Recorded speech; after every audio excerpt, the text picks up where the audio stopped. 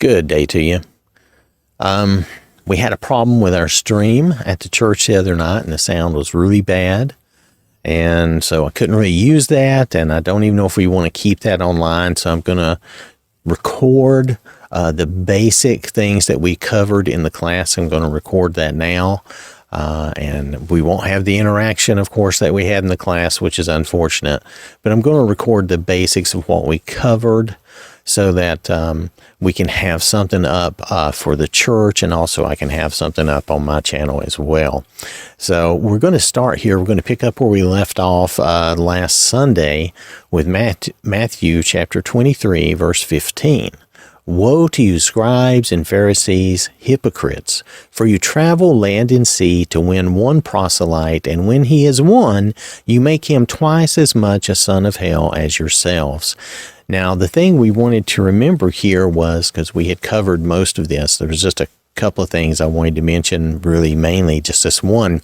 I wanted us to think about applying this lesson to ourselves here.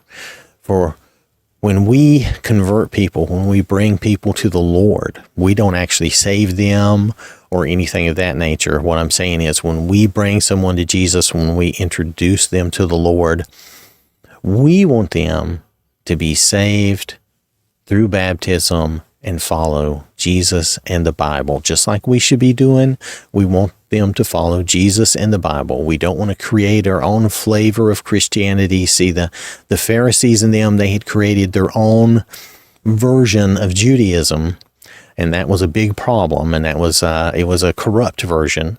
And so their proselytes were following them, not really following the scriptures necessarily, but following them and doing what they said.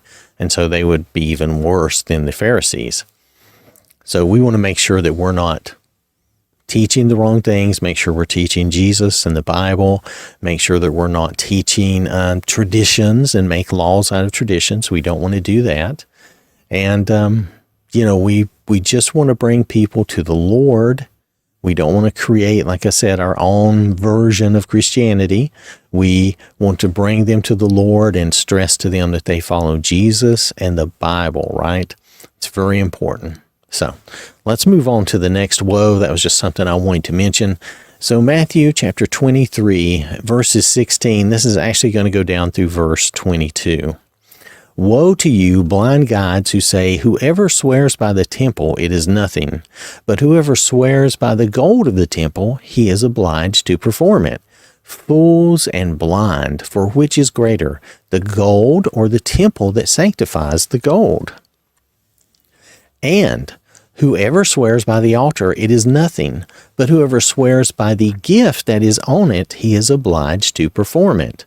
Fools and blind, for which is greater, the gift or the altar that sanctifies the gift? Therefore, he who swears by the altar swears by it and by all things on it. He who swears by the temple swears by it and by him who dwells in it. And he who swears by heaven swears by the throne of God and by him who sits on it. So the reason for this woe is that really they're being dishonest. They have no integrity. They are making and playing games with the truth or with honesty and making these oaths. When do we keep them? They're kind of like a little child. They're making up the rules as they go along, and some oaths they keep and some they don't. And, that really means that their word isn't any good. It means they're not being honest. There's also the idea that they have misunderstood what is important. They are valuing like the gold and the gift, the material things, over the temple and over the altar, which are things that are consecrated to God, which are holy things, so they are much more important. So there's those two really big issues there. They don't understand what is holy or important in a spiritual sense, and what is just material, what is just earthly material wealth that isn't as important, and they valued that money and the material things over God's things.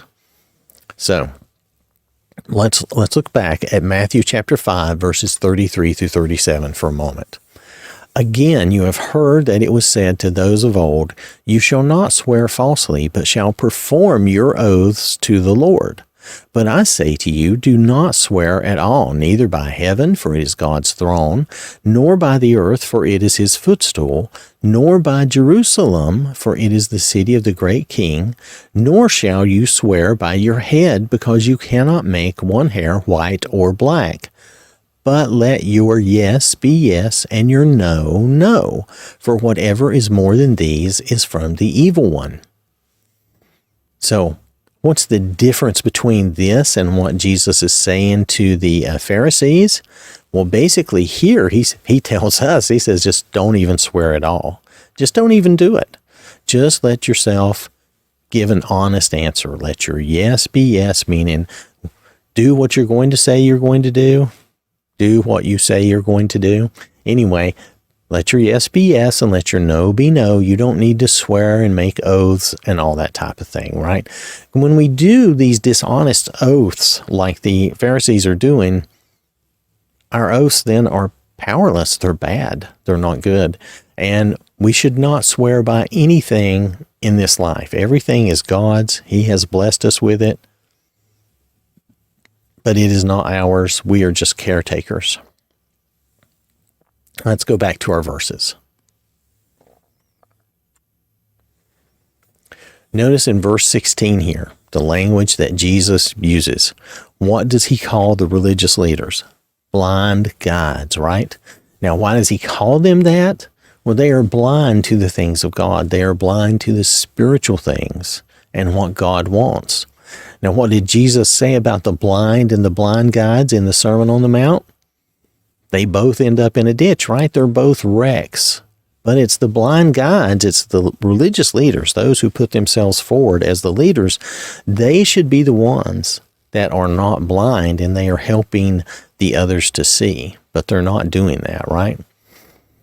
So, Jesus, now, when we think about these woes and the way these are being presented, he's humble and he's meek and he's caring and he's loving. Jesus really is. But he's talking straight to them. He's telling them that they are blind and they are foolish. Now, why is he being so blunt? Well, sometimes, there's no way to soften the truth. Sometimes you just have to tell people the truth. And for him, time is short. He's not going to get a lot more opportunities to tell them the truth, right? To really lay it on them so that they can hopefully change and become better. So this warning is for their own good. And remember, these woes are sad things. He's not like, yay, happy that they're going, that they're basically, we would say they're going to hell, right? They're doing the wrong things. So he's not happy about that. A woe is a sad and dreadful thing, and he doesn't want this for them. He wants them to change. But like we say, right now, especially, they're blind guides. Now, you remember back early in this chapter, before we really started this chapter, I showed some conversions that do happen for the Pharisees and the Sadducees. So it's not a hopeless cause. So Jesus does, some of these people do convert, but here he's warning them for their own good, and to not warn them is sin, right? We know that we have to warn people. People have to know that they're in sin or that they don't have the Lord, and thus they're going to a bad end. They're going to hell, and we don't want that for them. That's why we tell them that. Now, sometimes people will say we're rude or mean, but we're not. We don't want them to end up in hell. We want them to be in heaven. We want them to have a good life here and later. So we do so. We tell them and warn them just like Jesus does here, out of love, out of care for them. Now, looking at the word temple in these verses, it means temple or sanctuary, and the idea is it is a dwelling place. Now, who dwells in the temple or that inner sanctuary? God, right? Remember the temple being built by Solomon? God came and let his presence be known in the temple there. There was a great fog or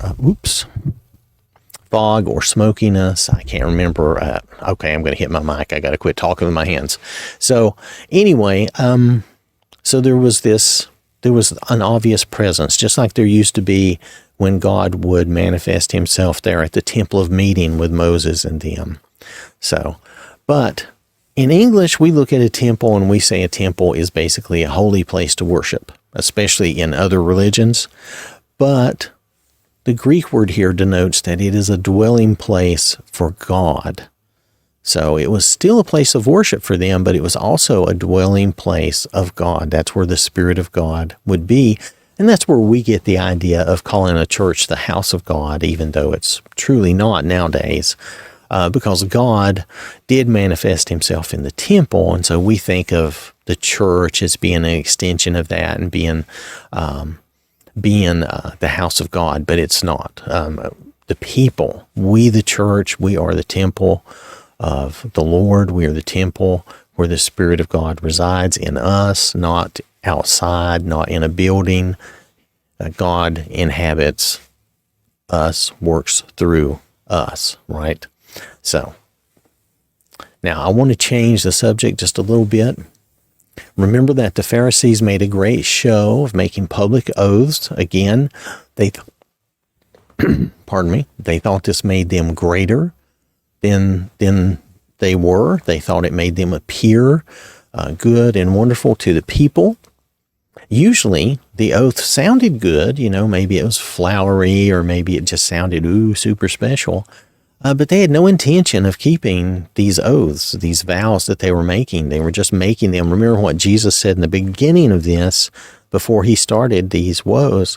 They did these things to be seen by men. So they just wanted to be seen and thought of higher in men's opinion, right? So they were catering to men, wanting to get that attention from men, that adoration from men, rather than God.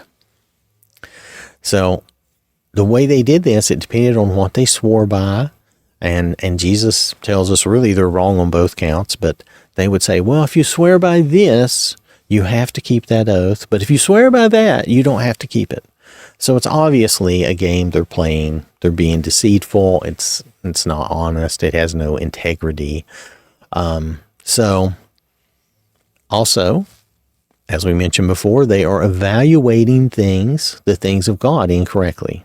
They're evaluating the spiritual things as being less than the material earthly things.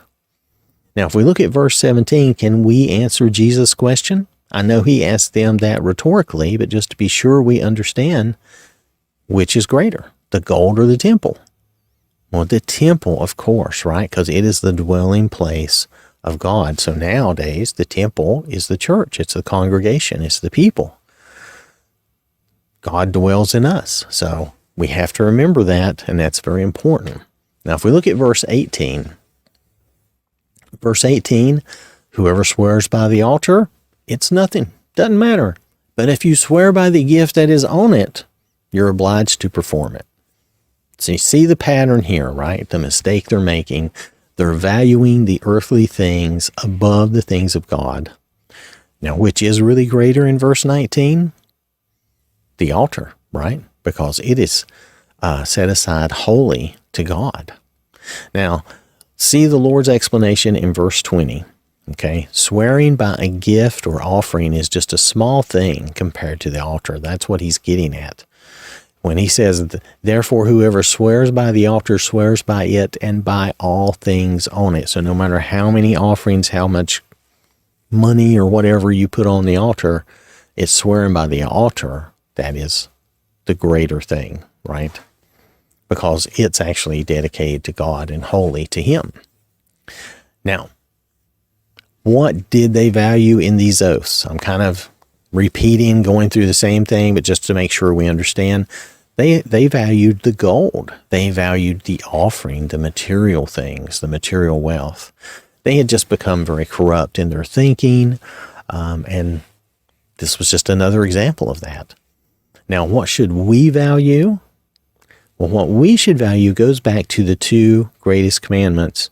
We should value God, and of course anything of his, God, but of course everything is his, so there is that, and our neighbor, because our neighbor, it involves all of us. It involves our family. It involves our godly family, the congregation, And it involves our neighbors out in the world who we want to see saved. We want to bring them to the Lord so that he can save them, right? So notice that Jesus does not tell them not to make oaths. He doesn't, like he does in the Sermon on the Mount. He doesn't say that here. He kind of implies it because he's like, this is kind of like being careful who you or what you swear by, because he says, when you swear by the temple, you're swearing by God. So you want to be careful of that. And when you swear by heaven, you're swearing by the throne of God and by him who sits in it, again, going back to God. So everything you swear by is God's. So in essence, you are always making any oath you make is to God. And if we look at Numbers chapter 30, verse 2, it says this: if a man makes a vow to the Lord or swears an oath to bind himself by some agreement, he shall not break his word. He shall do according to all that proceeds out of his mouth. If you read all the verses here in Numbers chapter 30, you'll find there's some different rules and things about vows, but this is the essence of the idea, and this is what I wanted to make sure we saw. So what oaths are binding according to the law? All of them, really. They're all binding, right? Now we follow some rules like they have in Numbers 30, and minors can't be held to a contract, right? Because an oath really is an agreement. It's a binding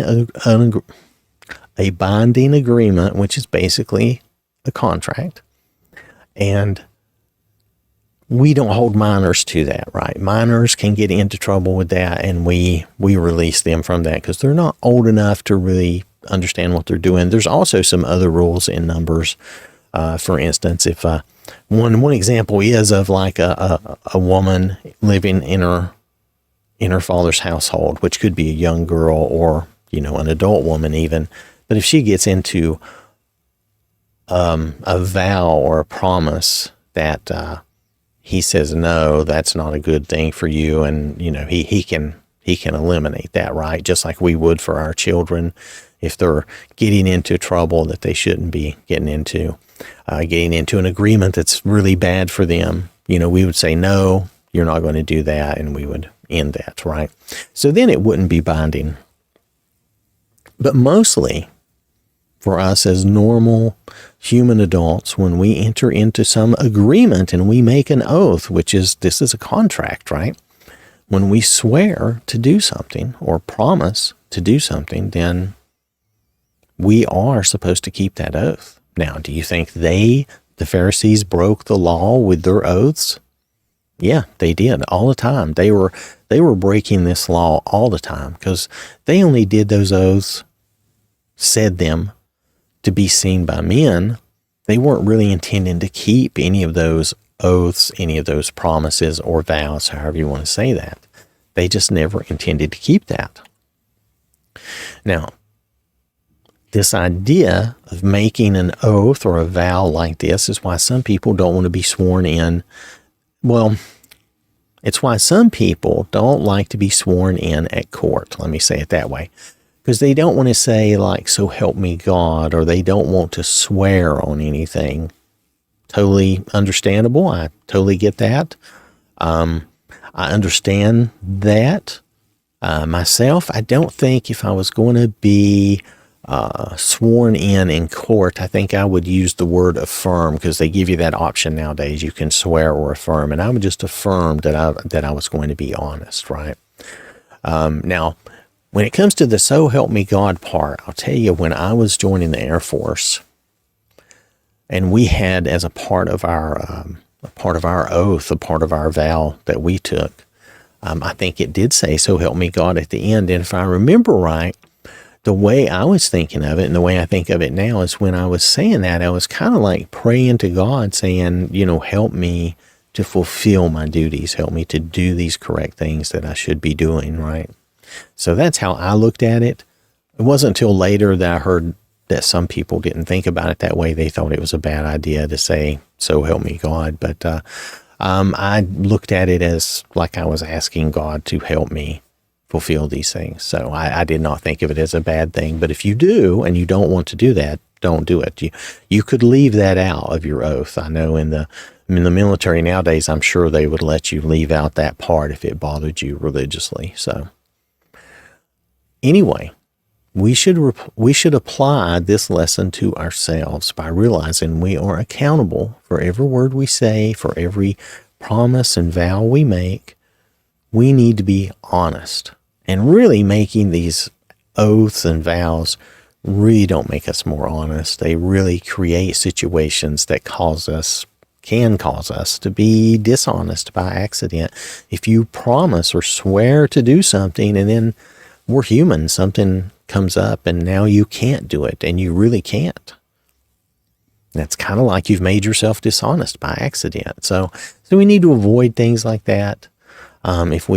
If we say we're going to do something, we should just do it. And if we have something that comes up, to be able to explain that and say, maybe I'll have to do it a little later or a little earlier. But, we should still try to be honest and dependable as much as we can, no matter how boring that may sound. We should try to be honest and dependable. So, one short addendum to this woe. One person that I was reading and studying, one person wrote that Jesus was using these as absurd examples, as a teaching tool only, and they were not literal examples. But that doesn't really fit in with what Jesus said earlier and what he said back in the Sermon on the Mount, and it doesn't fit in with these other things in these woes where he's talking about things they're actually doing that are wrong. Now, he does use some metaphor at times, but here, this is a literal thing that they were doing. This is not just an absurd example. This is literally what they were doing. So it is definitely a real thing. And sometimes when we read the Bible, I know there's parts that are literal and parts that are not. And there are people who don't believe anything in the Bible's literal. So you have to be, you have to read it with some discernment and understand the context and different things. And then you can understand what's being said. In this case, though, this is literally a problem they had with making these vows and oaths that they were not going to keep, being very dishonest, really. So, all right, so that's the end of this woe. We're going to move on to the next. Matthew chapter 23, verses 23 through 24. Woe to you, scribes and Pharisees, hypocrites, for you pay tithe of mint and anise. That might be anise, and now I'm undecided. At one point I knew what it was, and now I'm undecided. Anyway, anise and cumin, and have neglected the weightier matters of the law, justice and mercy and faith. These you ought to have done without leaving the others undone.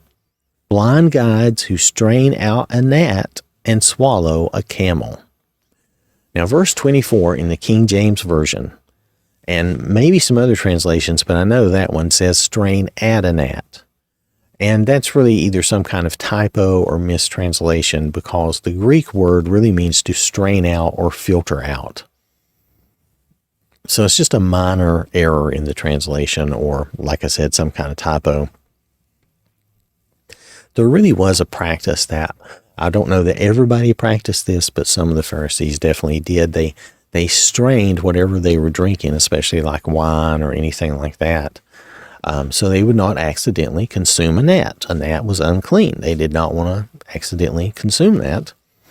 Camels are also unclean. So metaphorically here, Jesus is telling them that you're missing the point by being so nitpicky.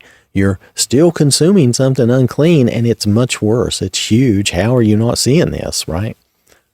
So that's what he's getting across to them. Now, the reason for this woe is that they're paying tithes and they're doing all this minutia, but they're neglecting the big things. The big things are justice, mercy, and faith. So they're missing those things. What's more important to God? Tithes and offerings, or how we treat people? They were so focused on petty things, little material things, they were distracted from those more important things. So, what does Jesus say they missed? He says they missed justice, mercy, and faith. Now, if we look at those, the way they're defined, and look at what they were doing versus what they maybe should have been doing, if we look at justice, the idea here is they should have been helping the people to treat each other fairly and better, and to what extent they could, helping the local governments also to treat people fairly, and better. I don't know how much influence they would have had with Rome, so you have to admit there's a limit to how much you could do there. But instead, they were really exploiting the people for their own gain, which is bad. That's not what they should have been doing. Mercy, and it was really tender mercy is what that word means. God's mercy. That's what they should have been teaching and helping people to understand. And instead, they really didn't show mercy. They just taught condemnation, because everything the people were doing was wrong. So they were condemned all the time, right? And then faith, which the word also includes faithfulness, the focus should have been on trust and belief in God, being faithful to God in return for his providence. Instead, they promoted faith in works and bloodlines like, we're descended from Abraham, right? Earthly things, they promoted those things. Now, in justice, when we talked about how the scribes would exploit some widows, for one example, and we also talked about the idea of Corban, where someone would dedicate their belongings to the temple, and then they would not help their parents, especially it talked about their parents, would not help their parents when their parents were in need in their elder years, which is wrong because that's not honoring your father or your mother. Now, mercy, mercy is a thing that people find it hard to show mercy if they don't understand that they have received mercy or if they have not received mercy. And so mercy is a big deal. It's easier for us to commiserate and want to share mercy with people when we know that we ourselves have received mercy. Faith. Now, misplaced faith is still a struggle that we see in believers today. We need to make sure that we understand our salvation is not earned. It was freely given to us through Jesus. Now, we do good works out of our gratefulness and thankfulness to the Lord and our desire to be like the Lord, but not to earn our salvation. We could never do enough to earn our salvation. So, back to our verses. Does Jesus condemn them for tithing? No. Does not. Under the law, it was proper. Now, we did have a little discussion in class about, were they really supposed to tithe these little kitchen herbs? That's not really the way the law reads, and we're going to look at that. It sounds like more of a big crop field thing, but nonetheless, if you want to go to that extreme and tithe that, Jesus is like, that's okay. You could do that. But he told them that they should have been doing both, right? He's like, you have neglected the more important things. And he says, you ought to have done without leaving the others undone. In other words, you should have been doing both, right? So, are we required to tithe? No. It's a part of the old ritual law of sacrifices and stuff. We're not required to tithe. Instead, we should be giving with a thankful, grateful heart. Now let's see the one place where tithing is in the law, or let's see a place where tithing is in the law. Deuteronomy chapter 14, verses 22 and 23. You shall truly tithe all the increase of your grain that the field produces year by year. Notice it's the field produces. So you could say you don't have to tithe those little things that were grown. But nonetheless, I think it was probably still a good idea to tithe whatever. And you shall eat before the Lord your God in the place where he chooses to make his name abide, the tithe of your grain and your new wine and your oil, of the firstborn of your herds and your flocks, that you may learn to fear the Lord your God always. The first verse is most important for this woe, and you can also see this in, I think it's Leviticus 27, verse 30. Anyway, they were to tithe all their grains, and the Pharisees were taking this like all their grains, all their grown herbs, all their vegetables. That's pretty fair. Anything you grew from your garden, I suppose. But notice too, I thought this was a kind of an interesting aside. Now, when they gave these tithes and offerings, part of that went to the priests to support them. And of course, certain things there were maybe not tithes. There were offerings though that were burned up completely. But there were things like mentioned here specifically that these were to be eaten there in the temple as a kind of celebration, as kind of a Thanksgiving meal. And where it says, that you may learn to fear the Lord your God always, it's to revere him and appreciate what he has done. Appreciate that, wow, he's blessed you so that you're able to come and give this tithe, right? So not only were they giving it to the Lord and supporting the priests, but there was a portion of it that they themselves ate there in the tabernacle or the temple. So it was not wasted. It was eaten. And again, if you read further in this chapter, you'll also see some allowances that God makes for those who live too far away, that type of thing. But the idea was still the same. So they did this. It was an act of like Thanksgiving, kind of like our Thanksgiving meal, kind of. I mean, because we're thankful to God when we have Thanksgiving. So they were acknowledging and thanking God for his blessings and how he prospered them. So I thought that was something that was valuable to notice, especially since, we had Thanksgiving recently. And there is a meal. There's eating here. There's a little parallel. It's a little different, but there's a little parallel there. Okay, if we look at, again, in our verses, if we think about our requirements for offerings. So our requirements are quite different. So what do? We give an offering. We give an offering out of love and gratefulness, okay? So that's one thing we do. But we are also required to help one another, to help others, even our enemies. We are required to love each other, to love our enemies, to help each other, to have an open hand to our brother. That is the way it is. We're commanded to that. We still support our ministers or our preachers via our offerings at church, so not everything has changed.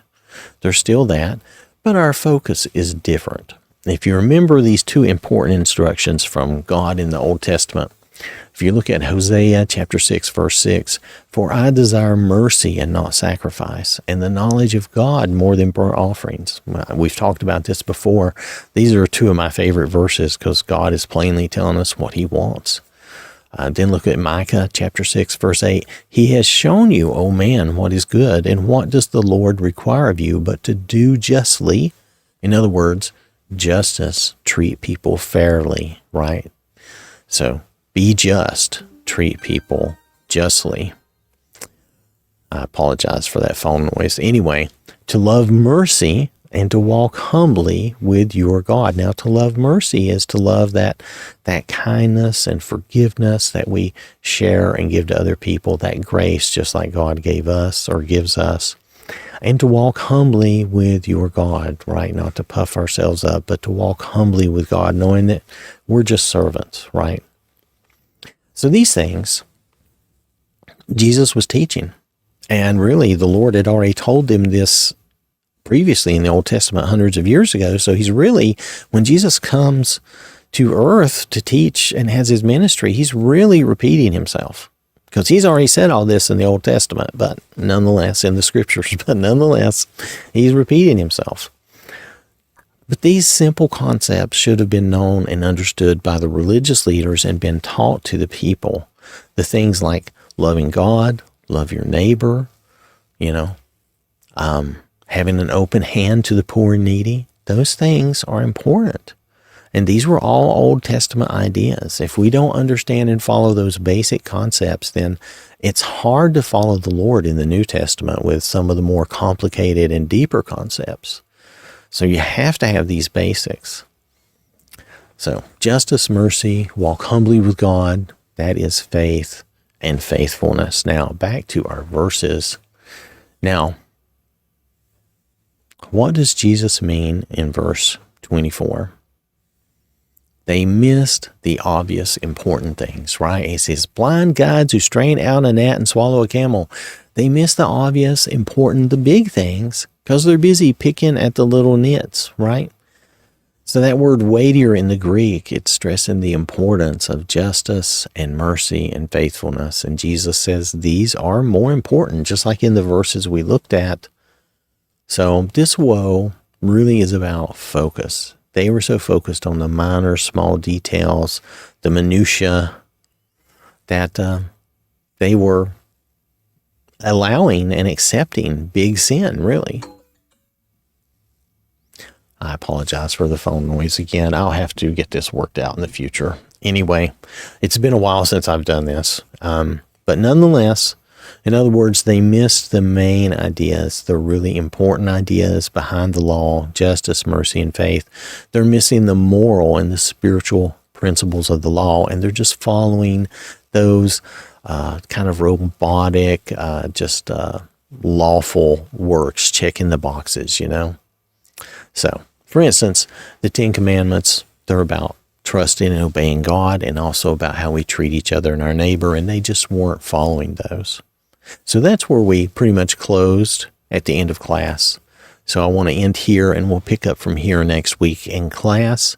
So I want to thank you for listening. Hope you have a wonderful day. May God bless you and keep you safe. And remember, God loves you.